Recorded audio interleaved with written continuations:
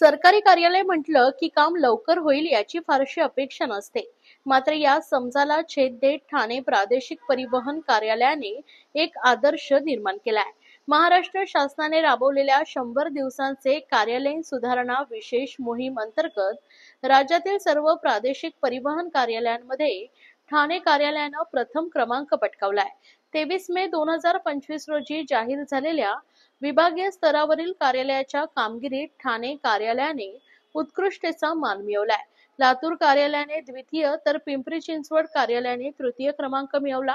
ठाणे कार्यालयाच्या प्रादेशिक परिवहन अधिकारी हेमांगिनी पाटील यांच्या मार्गदर्शनाखाली आणि संकल्पनेतून कार्यालयाचा कायापालट झाला असून यामध्ये प्रामुख्याने प्रत्येक खिडकीवर संबंधित ऑनलाईन व फेसलेस कामकाजासाठी QR कोड लावण्यात आले आहेत.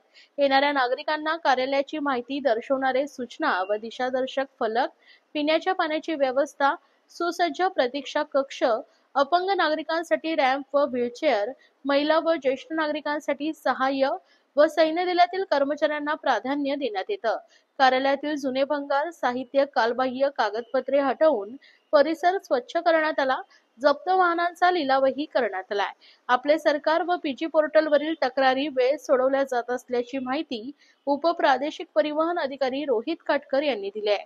या यशाचं श्रेय प्रादेशिक परिवहन अधिकारी हेमांगिनी पाटील यांच्या प्रेरणादायी नेतृत्वाला आणि कार्यालयातील सर्व अधिकारी कर्मचाऱ्यांच्या समर्पित प्रयत्नांना जातोय. जानेवारी 2025 मध्ये पार पडलेल्या राज्यस्तरीय क्रीडा स्पर्धेत प्रथम क्रमांक मिळवल्यानंतर ही आणखीन एक सन्मानांची नोंद ठाणे कार्यालयाच्या नावलौकिकात भर घालणारी ठरली आहे, असं मत उपप्रादेशिक परिवहन रोहित काटकर यांनी व्यक्त केलंय.